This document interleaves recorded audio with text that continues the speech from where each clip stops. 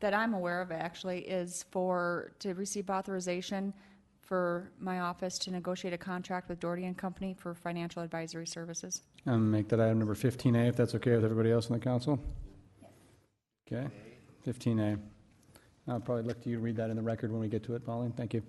Up next, Chair would like to recognize Bonnie Peterson. Thank you, wonderful Chairperson Lewis. I would like to request an update from the police chief on the Silver Street. A brief update. Add that on the agenda. Okay, we'll put that as item number, I don't know, what do you guys think, 10A? Or no, probably we don't want on consent, so probably, where do I put it? 21, item number 21. Thank you. Okay. All right, any further additions to the agenda? We've now added items number 15A for the Finance Department and 21 for the Police Department. Any further additions or deletions? All in favor say aye. Aye. Motion passes. Boy, starting to sound like Doyle sitting over here. Okay, item number up next is general public comments. Now is time for the public and members to discuss any concerns to the council that are not on the agenda. Action will not be taken at the meeting on any issue not on the agenda except on placement of the agenda by unanimous vote to the council members present. I do not have any speaker request forms for general public comment. Does anyone wish to speak on anything that's not on the agenda? None appearing. Now she'll move on to consent items 1 through 17. Now I'm going to open public comment for consent items 1 through 17. I have no speaker request forms for any of those items. Does anybody wish to speak on any of those items? And I close public comment on numbers items 1 through 17. Now I'll move to the council members to see if anybody wants to remove anything from consent items 1 through 17. Chair recognizes Bonnie Peterson. Number 10, please. Item number 10 and items anything else? Okay, I will entertain a motion to approve the agenda with the exception of number 10. Motion by Laurenti, second by Peterson. All in favor say aye. Aye. Opposed? Motion carries. Item number 10 is to approve a special permit to Destination Rapid City for free downtown parking all day, and I will Chair recognize Pauline Sumption. Thank you, Mr. Chair. I actually met with Dan Seffner this morning, and at this time he would like to only request authorization on the special event permits for July 26th, September 20th, and September 27th, and if needed he'll come back at a future date for the following. So moved. A motion by Laurenti, second by Peterson, and Chair recognizes Charity Doyle. No. Okay, guess not. So everybody understand we've changed it to items number 10 to just July 26th, September 20th, and September 27th, excuse me. All in favor say aye. Aye. Opposed? Motion carries. Okay, now we're on to items numbers, non-consent items numbers 18 through 21. I will now open public comment on items 18 through 21. And I will Chair recognize Robert Tolman. Is that correct, sir? I can't read your writing completely. Or if you step to the dais, sir, if you identify yourself, you have 3 minutes. When it turns yellow, you have 30 seconds. Yeah. Good afternoon. My name is Robert Tolman. I live at 3215 Wisconsin. And to the Legal and Finance Committee, thank you for the opportunity to speak to you. It's concerning the bees, of allowing the bees in Rapid City. Somehow, Mr. McDowell, I don't even know the gentleman. Is he here? Okay. I've talked to him twice on the phone, but I don't even know him really. He was cited, evidently, for keeping bees in the city. According to the low-density single-family housing ordinance, it says something to the effect of you can have agricultural crops, but not for sale. It also goes on further in a different part of the ordinance to define what an animal is. And under the city ordinance, an animal is considered to be a mammal, fish, amphibian, reptile, poultry, or except a human. And nowhere in there does it say what a farm animal is as opposed to an animal, or where does the classification of a bee come in there? Bees used to be 6 million hives in 1947, used to be an agricultural item predominantly. Today it is everywhere in the United States, in cities, in the country, all across the nation. Maybe the most famous beehive, and possibly unknown, sits on the south lawn of the White House. They have a beehive there. They had to get past the Secret Service in order to have that beehive installed there. So if there is a security or somehow somebody's well-being is at stake here, the White House was able to get that passed. So I'm in favor of the bees. I don't know where you draw the line between a hobby beekeeper such as myself or a commercial beekeeper. There's other cities in the local area, New Underwood, Newell, Columbus, Montana. They all have commercial operations right next door to single-family housing. In New Underwood, the biggest problem there is the bees that once in a while go over to the pool to gather water. But they usually die because of the chlorine in there. For me, I've possibly broken the ordinance because I do have bees in the city. I don't know how they come to the realization that bees are a farm animal, and that would be one of the questions that I would ask of the body. I've had bees I started when I was 13. I've had 47 years experience hanging around them. It's something that the Wannabe Bee Club, I don't know if the emergency services folks are here. We tried to put together a list of people to allow the police and fire department to know that we are there in case there's a swarm or if there's something going on out there. With that, if you could answer the question how we come to the determination of what a farm animal is, and or maybe possible follow-up question here. Thank you. Thanks, sir. Up next, we'll go to Mr. Rick Hayes. You have 3 minutes, sir. If you'd please identify yourself for the record. All right. My name's Rick Hayes. I live at 2323 Judy Avenue. I dropped off papers. I think each one of you have that. And the picture of the bees was Monday or two. I think it was Monday she took the pictures of them. In the last 2 years, they've just been like mosquitoes to us. They've just been bothersome. We've lived with them. But this spring, it got to be where the kids' toys, the sandboxes, the pools, they're just covered with them, where it's just, I don't think myself it should be allowed in town, away from family dwellings with children. But it's just been a pain for us. You don't want to kill them. Bees are hard to come by. We don't want to raid them. But hopefully the city council will have a mood where we don't have to deal with them. And that's all I've got to say. Any questions for me? Well, if we get to that point, sir, we'll ask questions. All right. Thank you very much. It's okay. Up next, we will go to Mr. Chris McDowell. Sorry, ma'am. Get my mindset too much.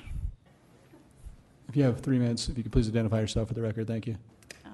Christine McDowell, and I live at 2401 Judy Avenue, and I am in favor of the keeping of hobby honeybees, and I am sorry that I guess we were totally unaware that our bees were apparently liking the neighbor's pool compared to our water sources that we've had for them, but I'm thinking that that's something that we could remedy and take care of and have the neighbors be comfortable with them in town, so thank you. Thank you, ma'am. Up next, we'll go to Mr. John McDowell.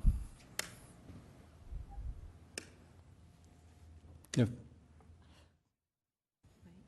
wait till you're gone. You identify yourself for the record, sir. I'm John McDowell. I live at 2401 Judy Avenue, and I wanted to speak out in favor of the hobby keeping of honeybees in town. This is the first I was aware that I had a neighbor that had issues with bees. So with that acknowledgement where we're currently at, I think we're dealing with two different issues here today. Number one would be the hobby keeping of honeybees, as I've stated in the letter, and the supporting documents to that. We're dealing with a second issue with the neighbors about a possible nuisance issue. I recognize and appreciate his position. I told him that I would go over to their house after he gets home from work this evening and visit with the other people. This is the first that I've known that there's been any problem in the neighborhood. So I'm kind of taken back by it. I would have thought that they would have come over, knocked on the door and said, hey, you know, why don't you come over and take a look at something? But nevertheless, we're still willing to work and try to get this thing fixed. If we need to put a pool out or take corrective measures to minimize what's taking place, we're certainly willing to do that. That being said, I would like to see the honeybees continue to be in town. I guess the major reason is bees fly a 2-mile radius of their home hive. Even if we outlaw them in town, it will not eliminate bees from being in town and frequenting bird baths and pools and that type of thing. So we need to keep the pollinators in our environment, and my letter, I believe is, you know, pretty well self-explanatory, and I would really not have a lot, I guess, to add beyond that. Certainly be available for questions during the session and after the session. So, and certainly work with the neighbor to try to get some resolution and at least understand what the problem is better. Like I say, I really don't know what the situation is yet, but I will certainly get after that and get that addressed. So that's all I have right at the moment. Thank you, sir. Okay, I have no further speaker request forms on anything, items numbers 18 through 21. Does anybody else wish to speak on any of these items? Sir, if you could please step forward and identify yourself for the record to the microphone. You have 3 minutes.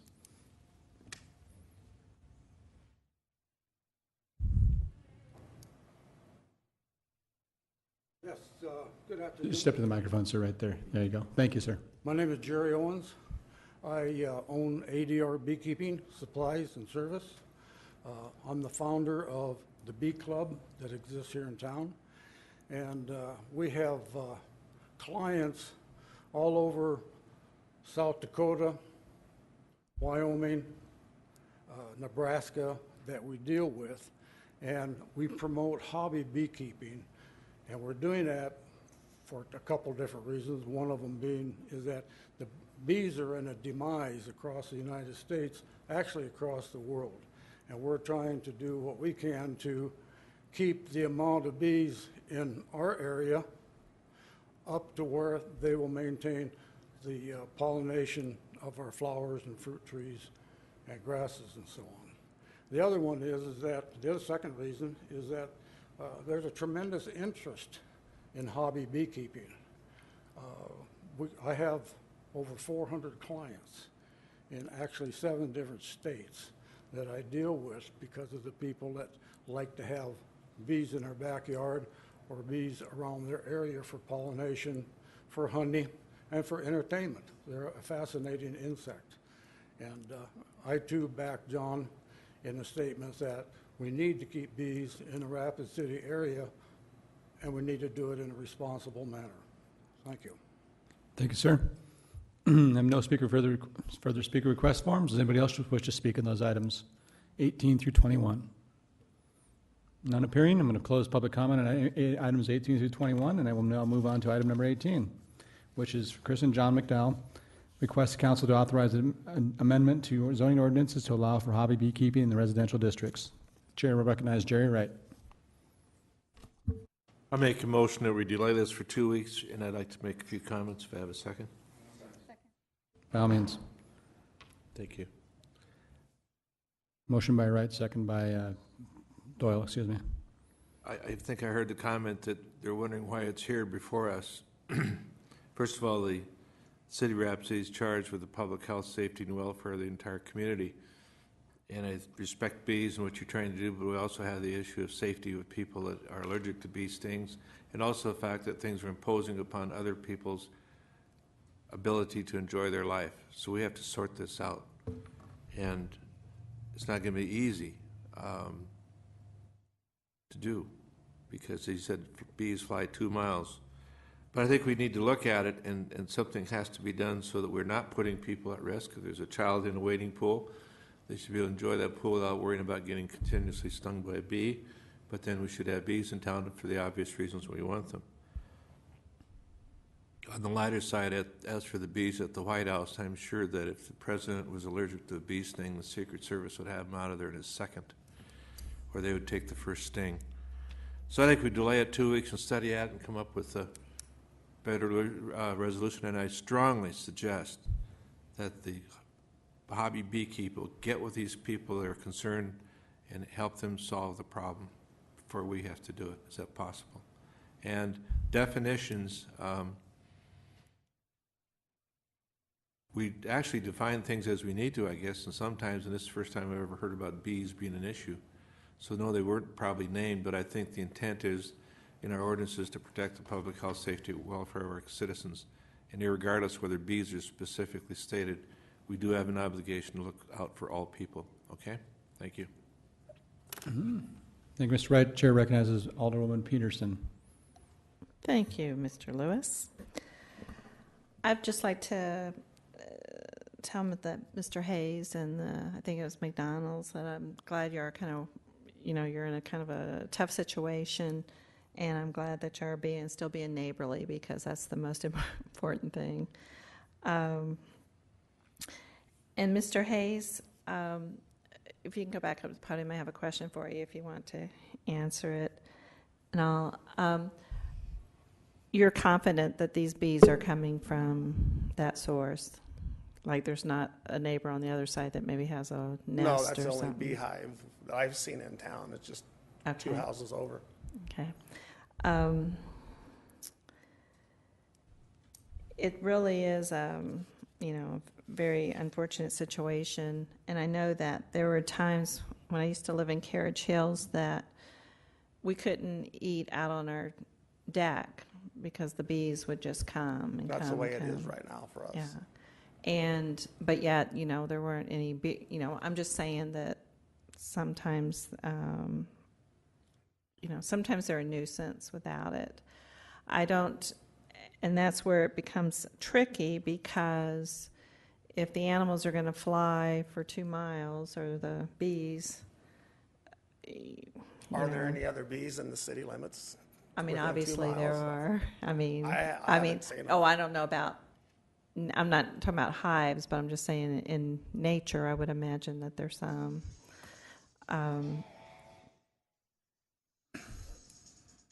Mr. Wright, I'm looking forward to those donuts on my last council meeting on Monday. For sure, double donuts for answering the phone. No, I understand. It's very serious, and I'm just saying it's kind of like how can you there's no way that we can keep everybody allergy free in the city from something, and that's unfortunate. But that's not in our power. So I appreciate you coming and speaking out, and I hope that you will continue working with your neighbor and keep things friendly. Because ultimately, that's the most important part, is that there's friendly relationships with neighbors. The other stuff is, I think, less important. So thank you. I would, Wade, do you need anything else besides this 2-week continuation from yours or code Recognize Wade. enforcement?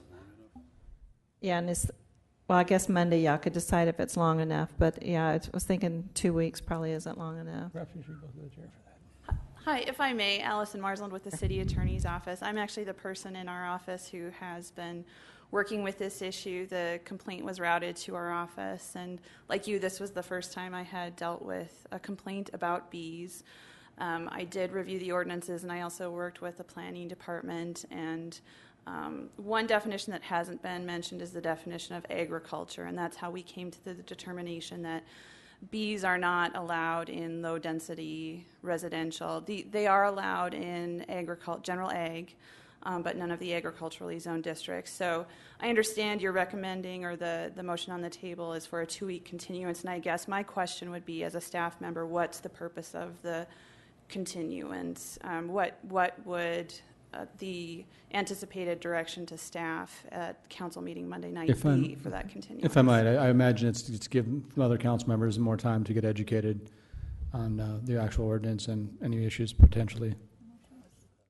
And I guess the reason I ask is, what would you like from me as the staff member who's been mainly working on this? What would you like me to provide? Because I definitely I will would like to. recognize Jerry Wright to answer those questions for you. Okay. I'm gonna, in the realm of this, one thing that occurred to me was what used to be called a use and review, and I assume we still have that process within our ordinance, that if you're going to have a hobby hive within your property, that the adjoining property owners within a reasonable distance would be notified that you're going to do that. That'd be one thing that could be done, so that if someone has a bee allergy, they could be notified, or if there's an issue, then there's an awareness of this being occurred. And if there's no objection, it would be probably easy to approve. If it's objected, then if it can't be resolved, it doesn't happen. I mean, that would be one approach. And I think maybe limitations. I mean, you put one hive or you put 20 hives. It's okay. Right? I mean, one would be different than 20. I think there'd be a reasonable limit. I think working with these people and maybe the owners would, some guidance, but something along those lines I think would help solve the concerns. And if I may, Alderman Wright, in working with planning, the hives would not be a conditional use.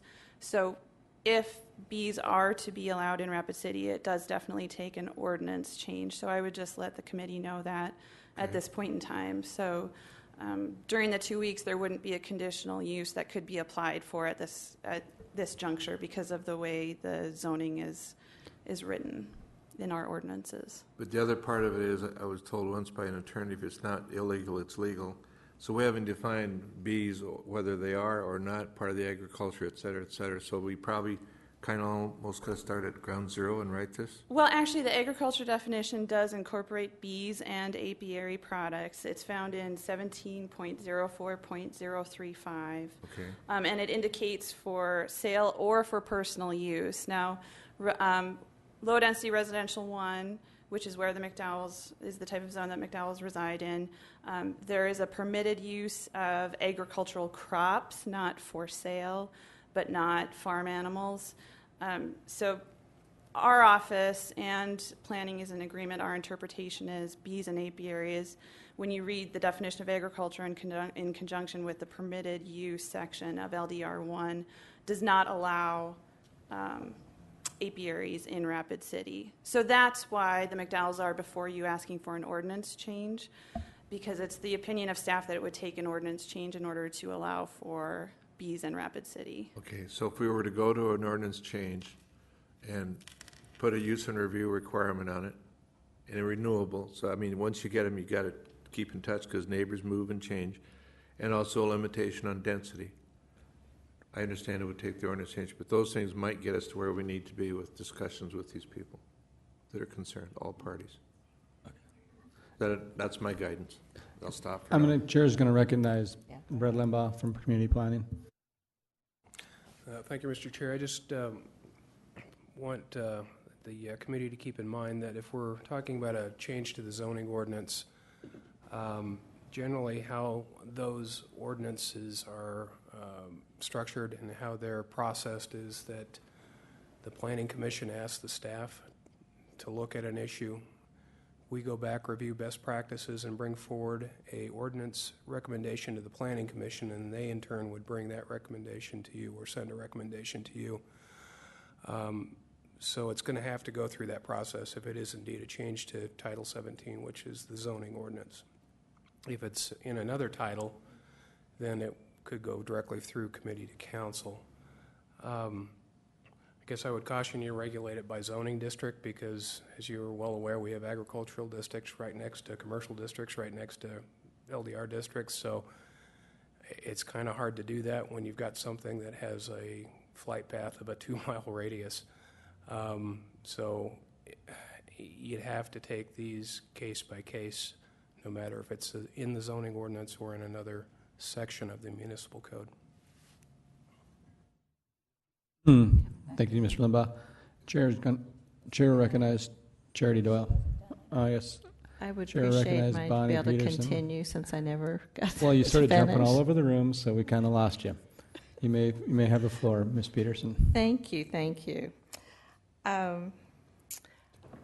Allison, one of the concerns I have are about continuing is just that yesterday when I was looking at the agenda, these letters weren't linked. I understand they're linked now, but they weren't. Also, on Monday night, we're having a change of council. And so I think it would just give people a little bit more time. Celebrate? Yeah, to celebrate me leaving and then to bring on the new people. So, so anyway, that's kind of what's at issue, at least for me. There was a time where I would have said, heck no, take these hives out, and that would maybe still be the way I would vote. But I know that there is a bee crisis, and so I'm being a little bit more open, I guess, than what I would usually be to it. So anyway, I think that's of concern. But at the same time, if Mr. Limbaugh says we probably need to know from community planning what the best practices are. This routinely used, kind of like the chickens, are they routinely allowed in cities, or what is happening in other communities would probably be useful information to help the council when they see this again. But I really do appreciate all the sides coming together to discuss this, and Allison, also for your time working on this issue. Thank you. Chair recognizes Charity Doyle. Thank you, Mr. Chair. Question from Ms. Marsland, if I may. Please, Allison. Trying to flag you so you didn't sit down. Just want to make sure I'm understanding all of this, since the information was linked quite late. Well, and the information came from Mr. McDowell, and our office received that on Monday, and I was out of the office Monday, so that's why it was linked Tuesday. It is his item, or he and his wife's item, he and Chris. So I apologize for that, but I was out Monday, and that's the day it came in to my attention. Oh, so. no apology required. I was just commenting on a lot of this is very new to us because of the lateness. So just to make sure I understand what's going on, it is already illegal. Correct. Okay. And what would be required to change or create? We'd had to create a new ordinance from scratch, but it has a lot of moving parts because it's not just affecting beekeepers. It's obviously going to have to go through the ranks of planning commission, community planning and development, and there's a lot of things that would have to change. So it sounds like it's quite a large ripple effect to allow for this. Correct, because it's in the zoning title, and I think it's been rightly identified because of the nature of bees and their flight path. It's quite a lot of moving parts. Because it's in the zoning title, it would need to go through Planning Commission for review. Staff would also review it, and it is something that we don't have anything on the books for, so as somebody identified, we would need to go to other cities and see what they have in place. I am aware that there are cities who do have ordinances in place that provide for bees, and that there are other cities like ours that prohibit bees. So it would be an undertaking that certainly I don't think we could come back in 2 weeks with determination, and I think the item that's before the committee and the council on Monday night is, do you as a body want to move forward and direct staff to explore this? Does Rapid City want to allow for bees, or does Rapid City want to keep it the way it is and not provide for bees? So I see this item before you as being either approval, yes, let's work on a bee ordinance, or disapproval, no, we're not going to explore this possibility at this time. Okay, I can appreciate that. So what I'm hearing is that you have not looked at comparable cities to see how many are allowing versus not allowing this type of activity or hobby. Correct. This came to me as a code enforcement item, so I worked with animal control, and I think somebody stated Mr. McDowell has been cited. That isn't true. I directed animal control to give him a warning, and I gave him some time, and then he came to me. I met with he and his wife, and they wanted the opportunity to come before council and explore the possibility of an ordinance that would allow for bees. And so I have agreed to stay any enforcement action while this process is ongoing before you. Well, I'm not sure. I've obviously already spoken, so I can't make the motion, but I'm curious. I don't know if Mr. McLaughlin is going to be writing about this, but I'm sure it would generate a lot of conversation from the public contacting us. So what do you think would be, Allison, a fair amount of time to just kind of let this percolate for a little bit before we decide what direction we might want to go? Because it sounds like it's going to involve so much staff time and so many different things that I'd really hate to send you in 50 different directions just to find out that there's no consensus on the council to even explore it. So how much time do you think would be fair to let some of, let the word get out and have that feedback come to us before making that determination? I think if you'd like the word to get out and if you'd like the new council to hear this, I would suggest a month as opposed to 2 weeks. That will give people time to hear about the issue. It'll be on an agenda for a second time. I don't know if there'll be media reporting on it or not, but certainly that would help generate public interest, and the council would have a better idea as to what their constituents desire for the city. Okay, I appreciate that. Thank you. I yield. Chair recognizes Alderman Steve Laurenti. Thank you, Chair. I'd like to make a motion to deny the item as it's listed on the agenda today, and if I could maintain the floor. We have a motion, motion to deny by Laurenti, substitute motion and a second by Doyle. You have the floor, sir. Thank you. Obviously, this is a little more complicated than, well, it's as complicated as one of the other animals that I don't even want to say the name, honestly. So I didn't think it was as complicated. I have apple trees in my backyard, and I love bees. But I'll be honest, I think we need to, obviously, the fact that this gentleman has bees in his backyard increases the chances of his neighbors being stung. I don't think anybody could deny that. I would think that it would increase the chance. Now, you can't prove whether he's stung by one of his bees or one of the natural ones, or from other beekeepers we don't know about in Rapid City. But I think at this point, the best move at this point, based on the attorney's direction, we really need to make a decision. We need to decide whether we want to do this or we don't, and I agree with that, and I thought that coming in, and I think at this point the best thing to do would be to deny a change in the ordinance as it's written on the agenda. Thank you. Thank you, Mr. Laurenti. Chair recognizes Alderman Jerry Wright.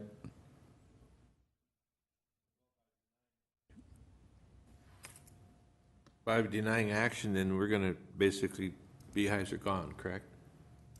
That'd be correct, as I understand Legal. it. Correct? Is that correct, Wade? They're illegal today. I understand. So if we're not going to do anything, you're saying we're going to take action on this? We're just going to deny it? Chair recognizes Wade. Wait, I'm not done yet. I'm not done yet. I thought you were asking a question. Well, I think that the question was for 2 weeks or a month. I have no problem delaying it for a month.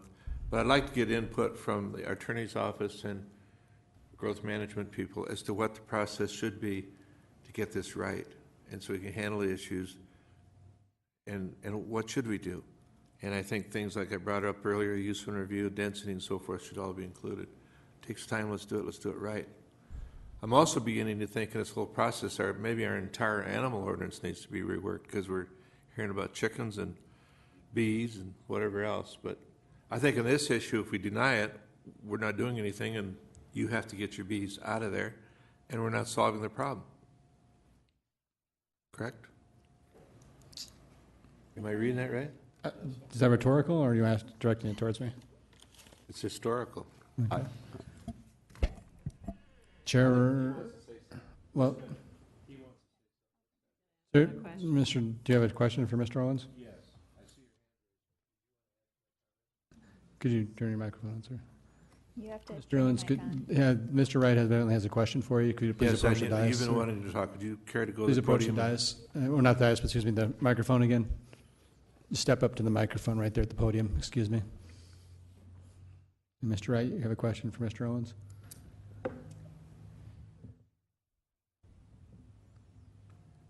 Yeah, my question is, I think you want to contribute to the discussion. Do you? I'm sorry? I believe you want to contribute to the discussion. Is that correct? I do. Would you proceed? My name is Jerry Owens again. Minutes, though. And we have a monthly meeting of a beekeepers club, and we encourage all of you to come to get further information and education on the keeping of bees. We give talks, we give examples We work with youth groups, we work with senior centers, we work with all kinds of organizations here in town and around this area as far as informing people about the benefits of bees, what they do, what they can't do, what they need to be taken care of. And the reason that I wanted to come back up here is that in my initial presentation, I didn't invite you to come to our bee meeting. Okay. And the bee meeting is the second Wednesday of every month, which would put it a week from today. And you are cordially welcome. It's at the Canyon Lake Senior Center out on Canyon Lake Drive across from the ball fields. It starts at 6 o'clock in the evening, goes till 7:30. And if you come, you'll be amazed. We are probably the biggest club in this town, and we have a lot of people from out of town that come as well. Thank you. Thank you, sir. I'm not done yet. Thank you for your comments. Now, the question with that is, we're not going to be involved in directly rewriting that, so it's going to take communication between you and beekeepers and the citizens that are concerned, our attorney's office, growth management, and where we're going to go with this, and come back, I think, with a plan of how we can make this work if we can. The motion on the floor is to deny. Can we speak to that motion, please? I'm speaking against denying it. Okay. Thank you. Is there any more further discussion? Charity Doyle, is this motion on the motion to deny? Thank you. I can Sure. stay germane. Thank Thank you.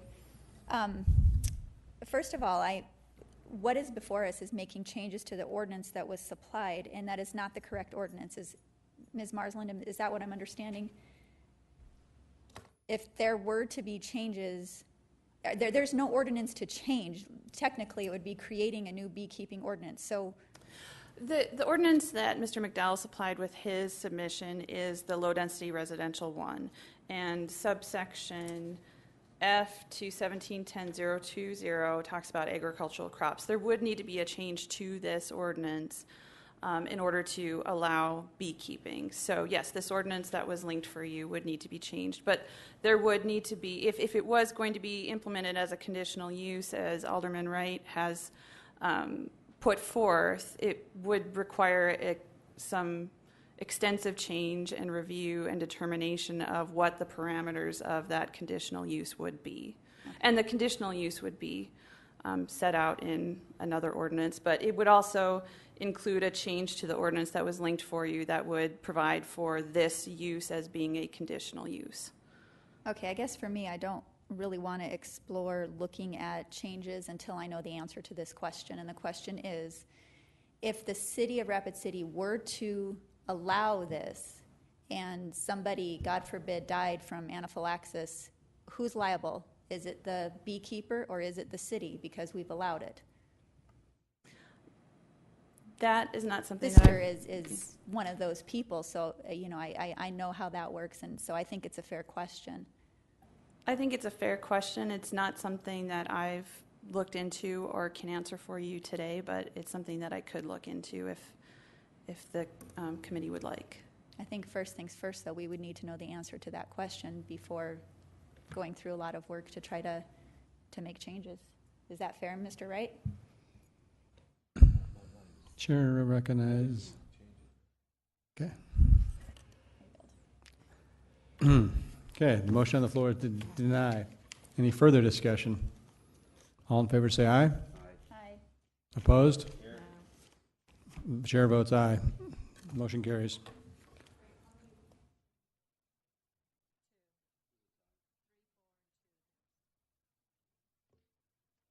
No, it would be on non-consent. This item will, just for information, folks, this item will appear on non-consent at the regular council meeting. It just means this council is not, this committee is not recommended bringing it forward. We're just a recommending body. We don't make the final decision. That final decision is made Monday night by the full council. So if you appear Monday night again, you can plead your case again, and to the other 5 members that are not here today. Okay. Moving on to item number 19. Is Ms. Lujan here? Request waiver of $120 fee for MXU radio read box at 1112 North Maple Avenue.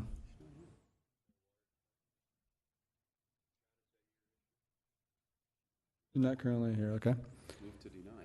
Motion to deny by Laurenti, second by, second by Wright. Chair will recognize Charity Doyle. Okay, Chair will recognize Bonnie Peterson.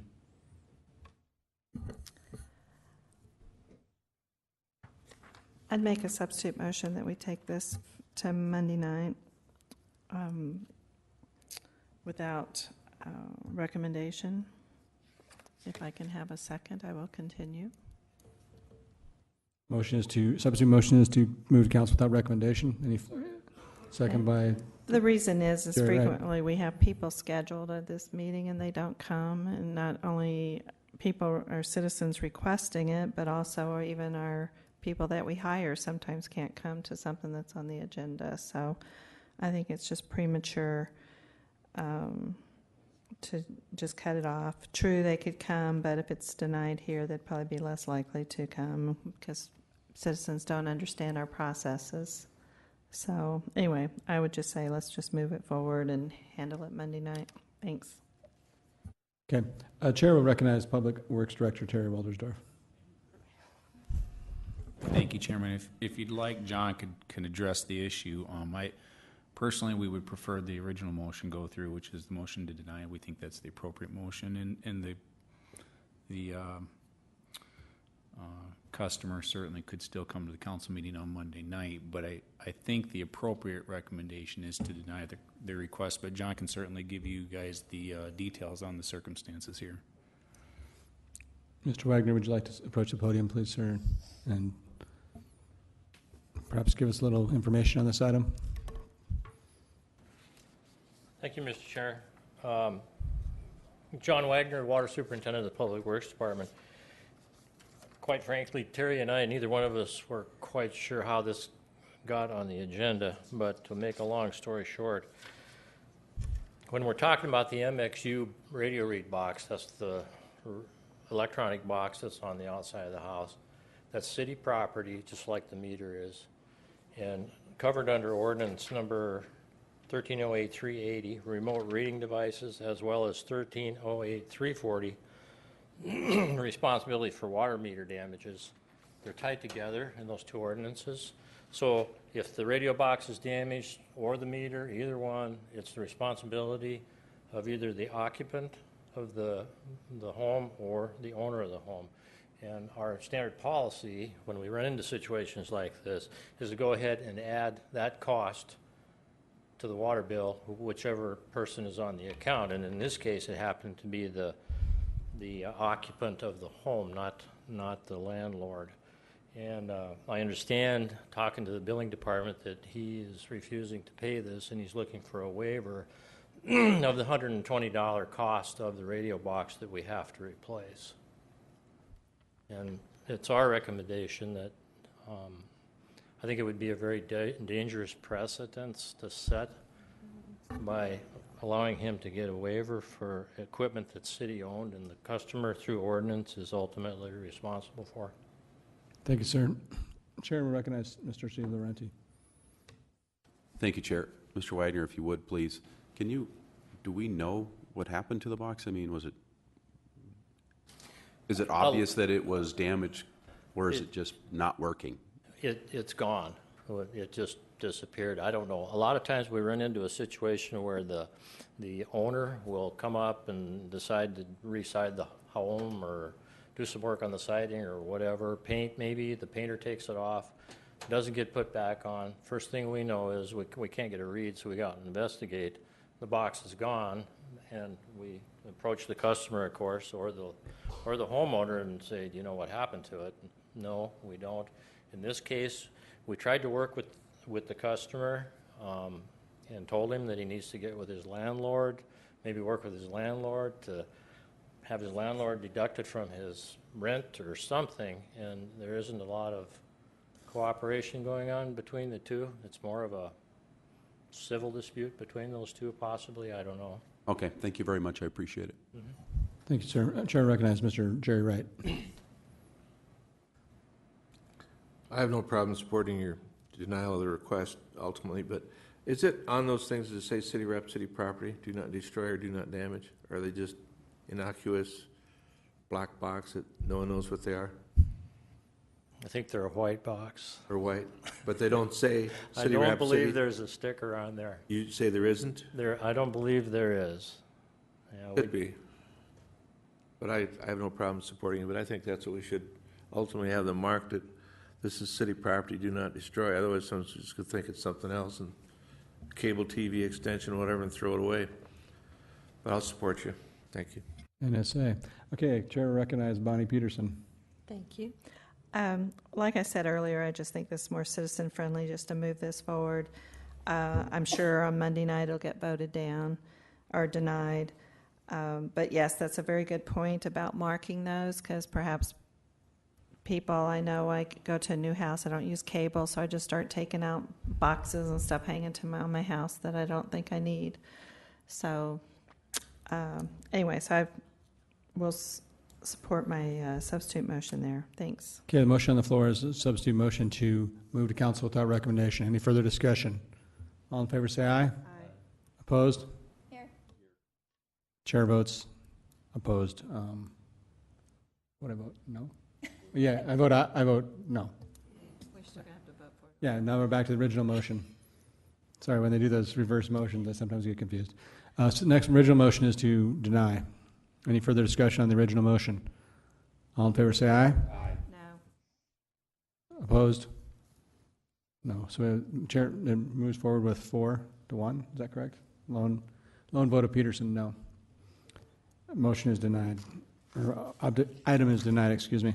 Item number 20, request for property abatement, tax abatement as follows. Mavis Iverson for $11,957.01. Motion to deny by Peterson, second by Laurenti. Any further discussion? Jerry Wright? What's it for? Pauline Sumption? Thank you, Mr. Chair. Per the memo or the email attached from Shannon Rittberger at Equalization, this person just realized that the Equalization Office has been counting their garage space as livable space. It's been going on for like 13 years, I believe.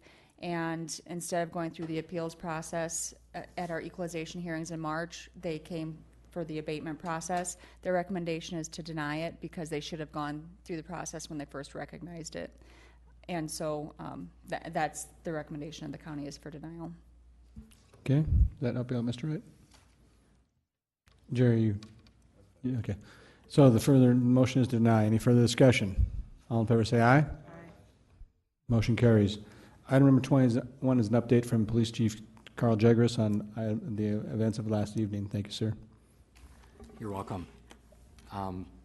We had an extremely dangerous situation in the Silver Street neighborhood last night, and as a result of that, we have criminal charges pending against Raymond Cooney, who is a 32-year-old resident of Rapid City.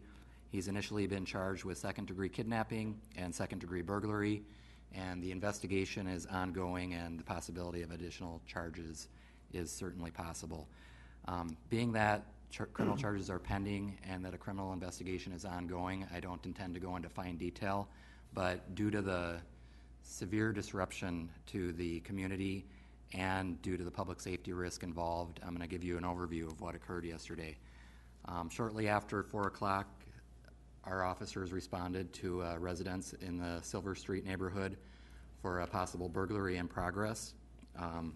The initial information included that a suspect was leaving the area of the residence where the burglary occurred.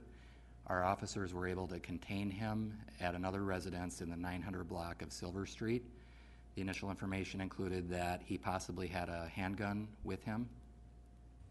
We ended up securing a perimeter around the home and were in touch with the occupant of that home and eventually learned that the occupant came outside to see what was going on and what the commotion was all about, and that the suspect entered their home without their consent or permission, and that there was a 2-year-old child of theirs in the home. We ended up calling in our special response team, which is a joint team, a tactical team comprised of members of the Rapid City Police Department and the Pennington County Sheriff's Office. We also had additional tactical support from the South Dakota Highway Patrol. We established communication with him on and off throughout the evening in various ways. He was completely uncooperative and non-compliant with our requests and our demands that he surrender peacefully. In the end, we ended up doing a well-planned and precisely executed entry into the home. And I won't go into fine details, but the heroic efforts of our special response team members ensured that the safety of a 2-year-old child was maintained. That was our number one priority throughout the incident, was the welfare and safety of the child. But at the same time, we also had a great public safety risk to the entire neighborhood. We received extreme cooperation from the neighborhood, and I want to express appreciation to all the neighbors for that. As soon as anybody found out that we were dealing with a situation where a 2-year-old child was in danger, we received extreme cooperation all the way around. The South Dakota Highway Patrol also brought an armored vehicle, which is a resource that is available to us in such dangerous situations. The most important thing, I believe, is that the child was returned to her mother, and I was present when that occurred, and I cannot tell you the overwhelming feeling of relief that resonated throughout that entire neighborhood, but especially with that mother. She went through 6 to 7 hours of absolute terror, and she was right by our side throughout. We had a lot of additional assistance from other organizations, including the American Red Cross brought food for the first responders and also for the family that was experiencing this terror. We had several volunteer fire departments, search and rescue, emergency management. I'll also note that the Rapid City Fire Department has paramedics on our tactical team that are prepared to respond in case of traumatic injury. And we also had additional paramedics on standby the entire time in case there were injuries. The most important thing for me is that all officers, all deputies, and all troopers went home safe to their families last night, and we were able to maintain public safety for our community. I do want to note just our media interactions. Of course, when something like this happens, anxieties are high. The public wants to know, and in today's day and age, they want and demand to know now. We did the best we could while we were in this critical operation to communicate to the public. We utilized multiple press releases throughout the night and press contacts throughout the night. Sheriff Tome and myself did a live press conference at 9:15 just north of the site. We utilized social media for updates, and we have continued to update the community through media this morning as well.